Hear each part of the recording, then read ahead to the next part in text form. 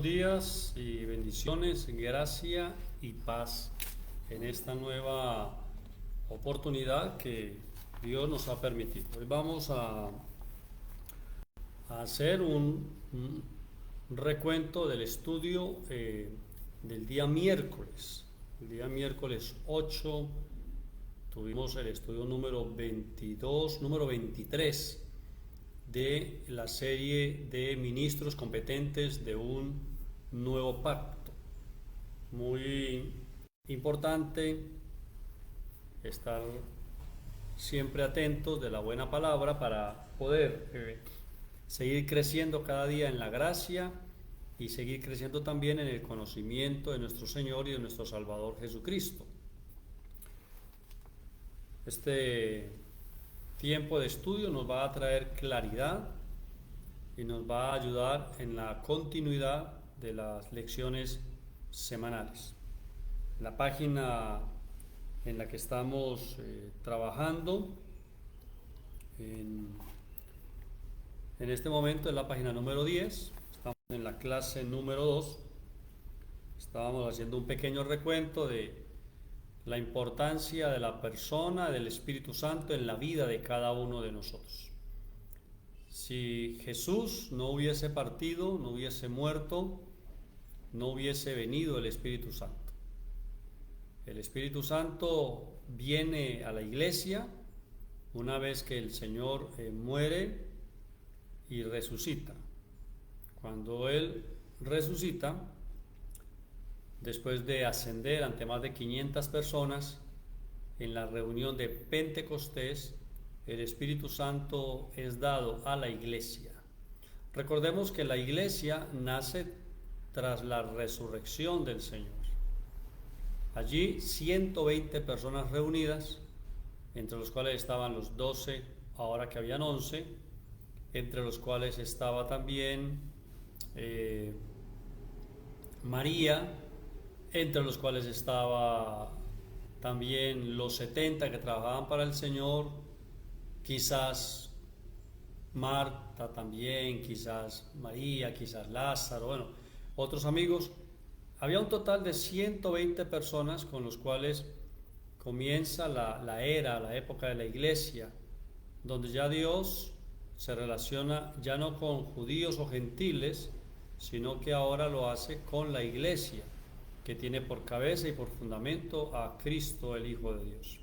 Allí viene el Espíritu Santo, bautiza a las primeras personas, recordando también que el que bautiza es el Señor. Nosotros, los hombres y las denominaciones, podemos dar agua, bautizamos con agua. Algunos lo hacen en el nombre del Padre, Hijo y Espíritu Santo, otros lo hacen en el nombre de Jesús, algunos se bautizan por los muertos, pero el único que bautiza con Espíritu Santo es el Señor Jesucristo. Él es el que bautiza a cada creyente, a cada hijo, a la iglesia como tal. Vamos a ir entonces a Hebreos 9:16, donde la palabra nos dice claramente que donde hay testamento es necesario que intervenga la muerte del testador. Donde hay testamento es necesario que intervenga la muerte del testador. Recordemos que el testador es el Señor Jesús, que mientras que Jesús estuviese vivo, no era posible entonces que la herencia, que son las promesas, pudiesen ser reclamadas por los herederos que son la iglesia. Era necesario entonces, así como está escrito en Juan capítulo 16, era necesario entonces que el Señor muriera, que Jesús muriera, para que tras la muerte de Jesús y la resurrección del Señor Jesucristo pudiésemos recibir la adopción y pudiésemos recibir el Espíritu y pudiésemos entonces participar de las riquezas en luz, es decir, en conocimiento, pudiésemos recibir toda la herencia. El texto dice, donde hay testamento, es necesario que intervenga la muerte del testador. Recordemos que los 4 evangelios o tres de ellos con mayor énfasis, Mateo, Marcos y Lucas, hacen énfasis en el nacimiento de Jesús, y que es en la resurrección donde se establece la alianza nueva y eterna, el nuevo pacto o el Nuevo Testamento, porque el testamento, la alianza, no se establece con el nacimiento del testador, sino con la muerte del testador. Allí es donde ya entramos los herederos o los hijos a reclamar la herencia como tal. Colosenses capítulo 2 versículo 8 dice claramente: porque en él habita corporalmente toda la plenitud de la deidad. En Cristo habita corporalmente, dentro de él, lleno totalmente, no parte de la deidad, sino toda la plenitud. Y cuando hablamos de plenitud, es como cuando tenemos una vasija y vaciamos dentro de ella hasta que se desborda, totalmente pleno.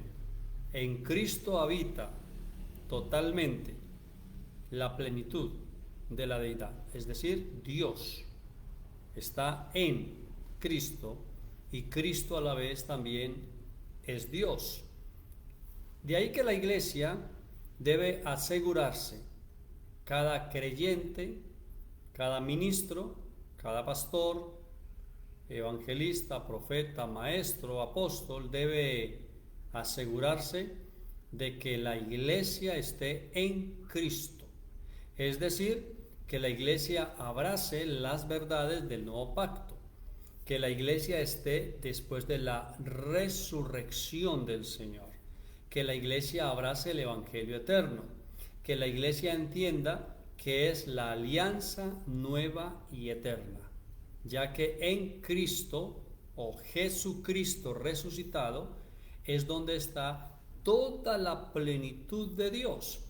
Haciendo referencia a la carta a los Hebreos en el capítulo 1, el apóstol que escribe la carta a los Hebreos les dice, del versículo 1 en adelante, que Dios sí, en muchas ocasiones, de muchas formas, habló a su pueblo en ese momento, que era la nación de Israel y quienes practicaban los principios de la ley, que era la religión judía.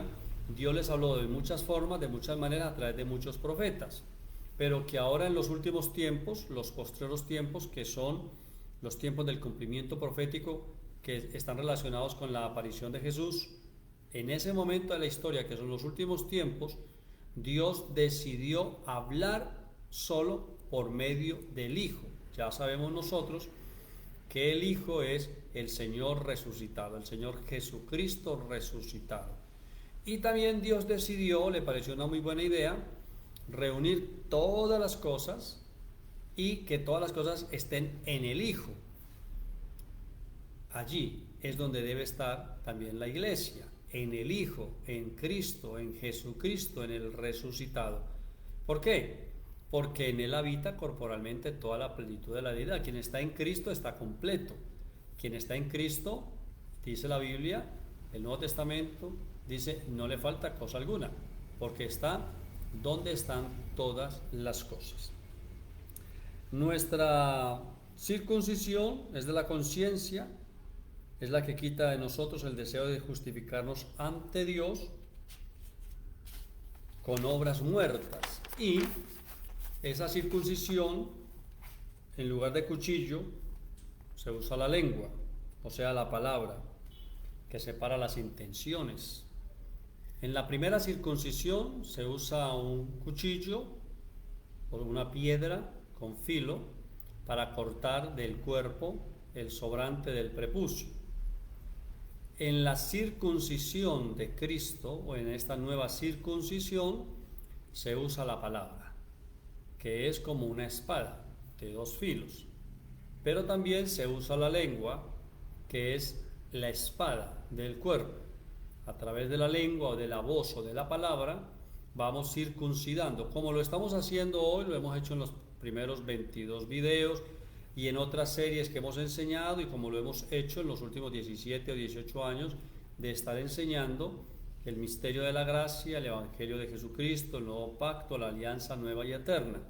La enseñanza va cortando el sobrante de las obras muertas, de las tradiciones religiosas, y nos permite tener una conciencia limpia al echar de nosotros el cuerpo pecaminoso carnal por medio de la circuncisión de Cristo. Y esa circuncisión se hace con la palabra, ya no en el cuerpo, sino en la conciencia. Dice en la página 11 de la cartilla que estamos estudiando de ministros competentes de un nuevo pacto, que la ley no fue dada para el justo. Voy a permitirme leerles un momento.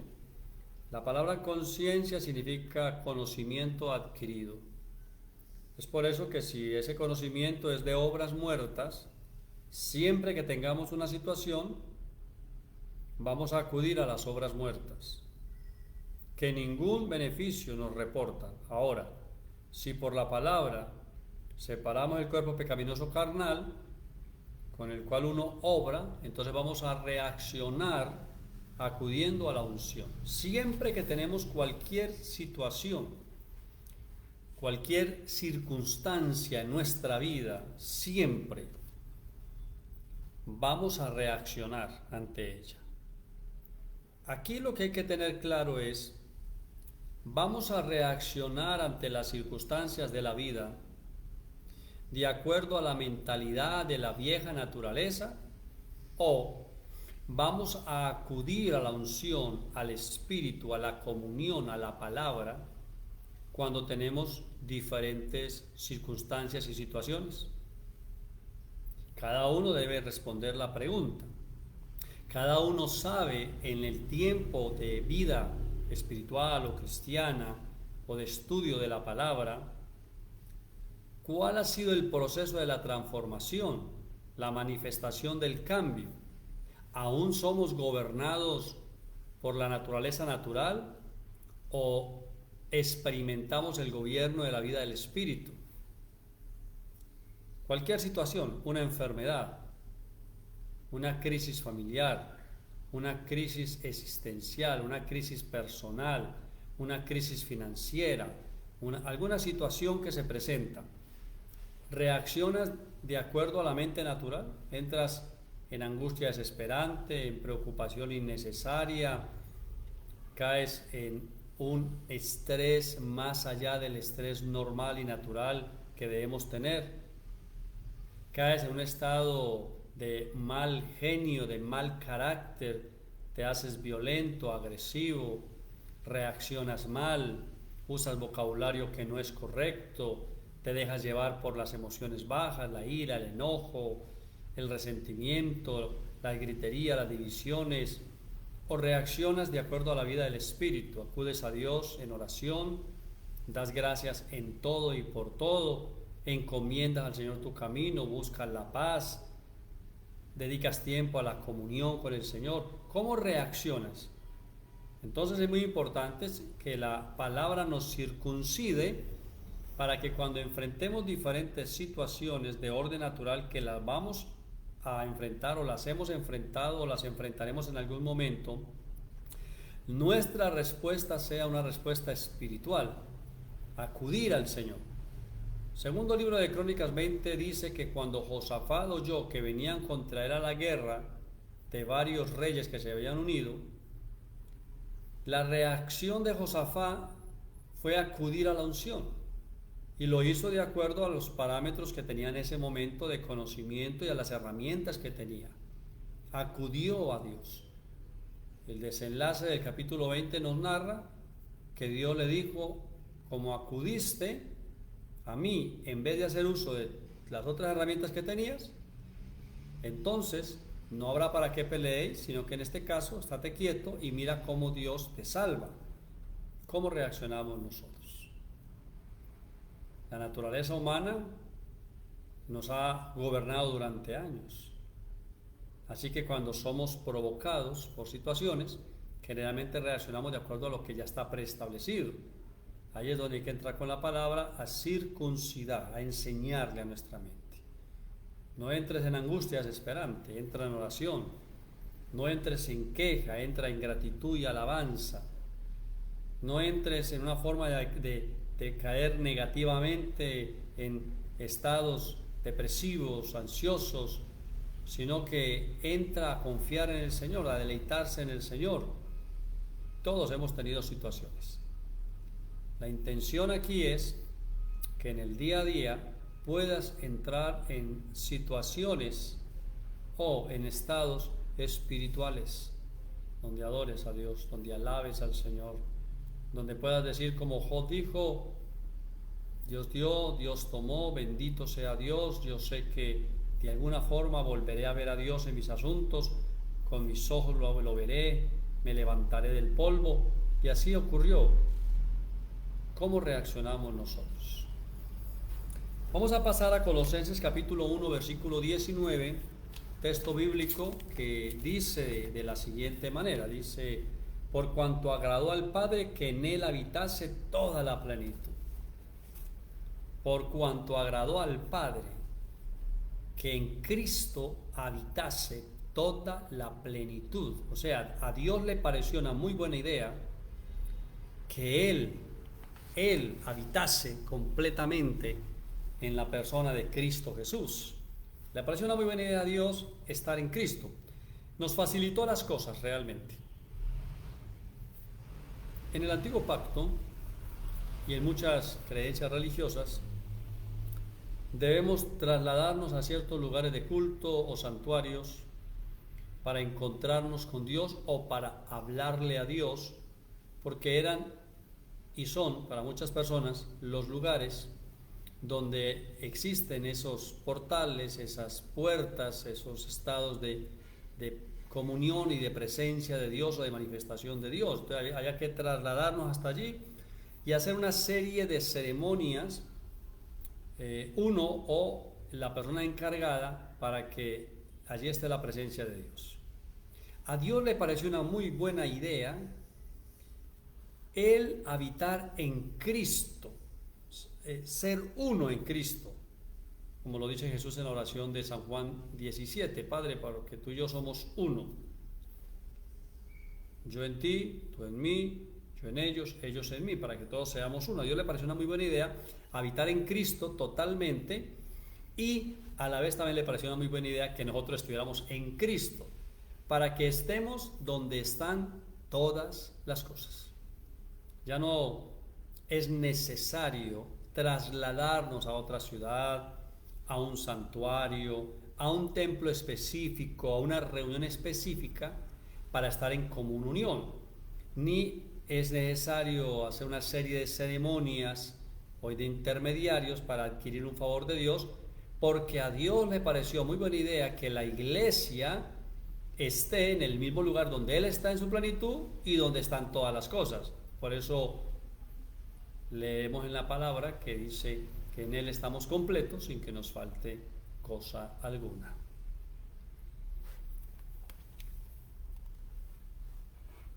La palabra dice en Efesios 3:20 que Dios puede hacer por nosotros y darnos mucho más abundantemente lo que nosotros pensemos o pidamos o entendamos, según el poder que actúa en nosotros. Nuestra mente tiene muchas limitaciones por temores, limitaciones de escasez, tiene preocupaciones, ansiedad, depresión. Las personas generalmente viven en el pasado y andan deprimidos, bajitos de tono, o viven en el futuro y andan ansiosos y preocupados. Pocas personas logran vivir en el presente, que es el único espacio-tiempo que tenemos realmente siempre. Es el único lugar donde verdaderamente podemos ser felices y agradecidos, disfrutando lo que ya tenemos. Y la palabra dice que cuando nos acercamos a Dios con todas esas formas de pensamiento que tenemos, de algo podemos estar seguros y tranquilos: es que Dios puede hacer mucho más abundantemente. Uno le puede decir a Dios: Dios, mejórame la salud, que al menos pueda caminar, y Dios no solamente puede llevarte hasta que al menos puedas caminar, sino que te puede sanar totalmente. Dios, no puede hacer solamente llevadero tu dolor, puede eliminar el dolor, puede quitar la enfermedad, puede regenerar las células, los tejidos, los tuétanos, los huesos, la sangre, la información. Dios no solamente puede ayudarte a sobrevivir, sino que puede llevarte a sobreabundancia e incluso hasta que te sobre. O sea, Dios puede hacer mucho más abundantemente de lo que pedimos o entendemos. ¿Por qué? Porque estamos en el lugar donde están todas las cosas, pero más importante aún, estamos en Él, en su plenitud. De ahí la importancia del nuevo pacto, de la alianza nueva y eterna, de la muerte de Jesús que no fue en vano. Hemos abrazado el sacrificio del Señor, aceptado que la sangre nos ha limpiado y hemos recibido o abrazado al Espíritu de gracia que nos trae toda esta palabra, esta verdad para nosotros en el tiempo presente. Hebreos 9:14, el apóstol que escribe la carta a los hebreos nos dice: cuánto más la sangre de Cristo, el cual mediante el Espíritu eterno se ofreció a sí mismo sin mancha a Dios, limpiará vuestras conciencias de obras muertas para que sirváis a un Dios vivo. Si la sangre de los machos cabríos limpiaba, cubría durante un tiempo la conciencia, durante un tiempo, un año máximo, cada año hay que hacer los sacrificios. Si todas las ceremonias que se realizaban y los lavamientos de agua y las ceremonias de purificación lograban durante un tiempo permitir que la persona en algunos estados se acercara a Dios o al menos presentara sus ofrendas, dice allí, cuánto más la sangre de Cristo. La sangre de Cristo, la cual se derramó, la sangre es la vida. Cuánto más la vida de Dios, cuánto más la vida de Cristo que se derramó, se entregó por medio del Espíritu Santo, el Espíritu eterno que está en nosotros, con el cual hemos sido bautizados por el Señor, cuánto más la vida de Cristo limpiará nuestras conciencias. La conciencia, con conocimiento, conciencia. Cuanto más la vida de Cristo, la palabra, el Espíritu de Cristo limpiará nuestras conciencias, nuestros corazones.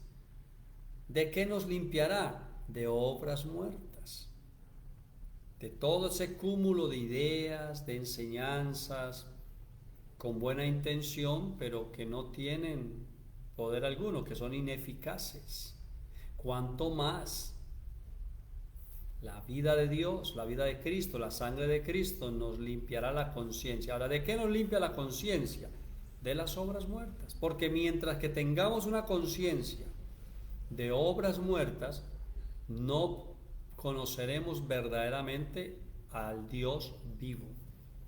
El Dios vivo no se mueve ni se relaciona con nosotros a través de las obras muertas, a través de los esfuerzos humanos, sino que lo hace en una vida espiritual. La palabra, el bautismo del Espíritu, nos toca es la conciencia. El agua toca el cuerpo, limpia el cuerpo. La circuncisión que se hacía en el judaísmo y que aún practican muchas personas, se hace en el cuerpo. La circuncisión espiritual se hace en el corazón, en la conciencia. El bautismo espiritual, la operación del Espíritu en nosotros es en la conciencia. ¿De qué nos limpia la conciencia? Conciencia, con conocimiento. ¿De qué nos limpia esa parte mental, espiritual? Nos la limpia del conocimiento errado, del mal conocimiento. Recordemos que el Señor fue claro al preguntarle a Adán y le dijo, bueno, Adán, ¿quién te enseñó? Génesis, ¿quién te enseñó? Que es que ahí es donde opera el Espíritu, en la conciencia, en el conocimiento. ¿Quién te enseñó? Porque Adán le salió a Dios con una idea y Dios le dijo, bueno, esa idea que tienes no proviene de mí, o sea, esa enseñanza yo no te la di. ¿Quién te enseñó esa forma de pensamiento para que te relaciones conmigo? ¿Quién te enseñó que eso era efectivo? ¿Quién te enseñó que eso me iba a agradar? ¿Quién te dijo que eso me iba a gustar? ¿Quién te dijo que yo dije eso? La vida de Cristo, su sangre, su palabra, su espíritu, lo que Él dio por nosotros a sí mismo, nos lava o nos limpia la conciencia. Para que cuando te acerques a Dios, no te acerques bajo el temor, bajo el miedo. No te acercas a un Dios castigador, sino a un Padre bueno, a un Dios de amor, a un Dios de misericordia. No tienes que comprar tu salvación, pagar tu salvación, sino que tu conciencia va siendo limpia, va siendo libre de todo aquello que no es espíritu. Jesús fue claro cuando le dijo a la mujer en el pozo, le dijo: mujer, la hora viene y ahora es cuando los verdaderos adoradores ya no necesitarán un pozo para venir a cantar, un templo para ir a adorar, sino que adorarán al Padre en espíritu, oído, y en verdad, es decir, en el conocimiento de la verdad, con una conciencia limpia, una conciencia que tiene la verdad. Allí es donde se adora al Señor. Y el resultado de la sangre en nosotros del Señor, de que nos limpie la conciencia, es que por fin podemos ver a Dios claramente como un Dios vivo, un Dios que ha hecho y manifiesta y manifestará por nosotros todo lo que su palabra dice, o sea, la herencia que hemos recibido. Y entonces es una vida verdaderamente extraordinaria, maravillosa, la vida de Dios. Derecho a la salud, derecho a la sanidad, derecho a la abundancia, derecho a la prosperidad, a que nos vaya bien, que seamos cabeza, que estemos arriba, que prestemos a otras personas. Nos convertimos en gente deseable, tierra deseable, y sigue estando la promesa de que no deben levantarse contra nosotros, porque quien se levante contra nosotros lo hará sin Él. Cualquier arma forjada, incluso por el herrero, si se levanta contra nosotros, delante de nosotros caerá. Cualquier lengua en juicio que se levante contra nosotros, delante de nosotros caerá. Porque nos hemos acercado al Dios vivo, a la unción a la que acudimos. Es la misma unción que sale en nuestra defensa cuando enfrentamos situaciones, y todos tenemos situaciones, cada vez menos graves, menos intensas, menos duraderas, pero mientras que estemos en la experiencia humana tendremos situaciones, y este conocimiento nos permite reinar en vida, volver nuestra mirada al Señor en plena confianza. Voy a leerles un poco más para terminar este espacio, este tiempo correspondiente a la enseñanza número 23 de la reunión de los miércoles de la Escuela Bíblica de Vínculo Perfecto en el estudio de ministros competentes de un nuevo pacto. Página número 12.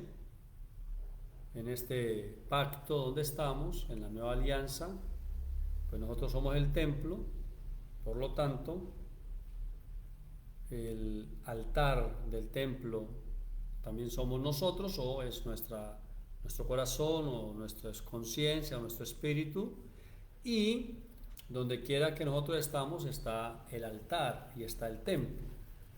El espíritu lo dice claramente. Por ejemplo, a través del apóstol Pablo dice: ustedes no deben ignorar que ahora son templo del Espíritu de Dios. En Efesios 1 también dice: ustedes han sido comprados y sellados con el Espíritu Santo. Nosotros ahora, en nuestro espíritu, nuestra conciencia limpia, nuestro espíritu ha vuelto a tener común unión con Dios. Nos hemos convertido en el espíritu porque la palabra dice: el que se une con Dios, un espíritu es con Dios. Entonces Dios dijo: qué buena idea meterme en Cristo, qué buena idea meter a la iglesia en Cristo, qué buena idea reunir todas las cosas en Cristo. Y cuando estamos en Cristo estamos completos, sin que nos falte cosa alguna, estamos suplidos. Y al ser el templo cada uno también, porque ya Dios no mora por decisión propia, no mora en lugares específicos de la tierra, en montañas específicas, en templos específicos. ¿Se puede manifestar la presencia de Dios en esos lugares? Sí, claro que sí, en esos lugares y en otros. Pero Dios mora en el corazón de sus hijos.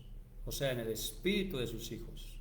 Allí Dios mora, en cada creyente Dios mora, cada uno es un templo andante, una piedra viva que se mueve, que está siempre en comunión con Dios. Y en cada templo hay un altar, llamaríamos la mente, el corazón, donde le ministramos al Señor continuamente. El lugar donde te reúnes o nos reunimos son llamados iglesias, congregaciones, salones, bueno, tantos nombres que se les pueden dar, pero no es el lugar, es quienes se reúnen en el lugar. Es la iglesia. La iglesia es el tabernáculo de Dios con los hombres. La iglesia es el medio a través del cual Dios le está hablando al mundo. Por eso la iglesia es llamada a hablarle a los principados, potestades y autoridades y mostrarle las riquezas del nuevo pacto, mostrarle las virtudes de la alianza nueva y eterna, de aclararle el misterio a los principados y potestades. La iglesia que soy yo, la iglesia que es usted, la iglesia que somos todos. Somos el templo y somos el altar en el cual mora la presencia de Dios. Amados hermanos, vamos a dejar hasta allí porque en el próximo estudio, en el número 24, entraremos a mirar las diferencias entre la ley y la gracia y diremos, en la ley esto, en la gracia esto, en la ley esto, en la gracia esto. Va a ser muy interesante para el próximo miércoles. Les deseo de todo corazón un resto de semana en bendición, en victoria, donde ustedes, por medio de Cristo y del conocimiento y de la conciencia que ha ido siendo limpia, lavada, pues pueden ir reinando en vida sobre toda circunstancia. Revisemos nuevamente la palabra, miremos la cartilla, saquemos tiempo para escuchar y expongamos la mente y el corazón al agua de la palabra para que nos lave la conciencia día tras día. Mi nombre es John Jairo Soto, pastor por la gracia de Dios del Ministerio de Enseñanza de la Palabra Revelada de la Gracia, Vínculo Perfecto, con sede en la ciudad de Pereira. A todos los santos en Colombia y en los diferentes lugares del mundo donde esta palabra llega y nos ven o nos escuchan, para todos ustedes, gracia y paz. Muy bendecidos siempre. Gracia y paz.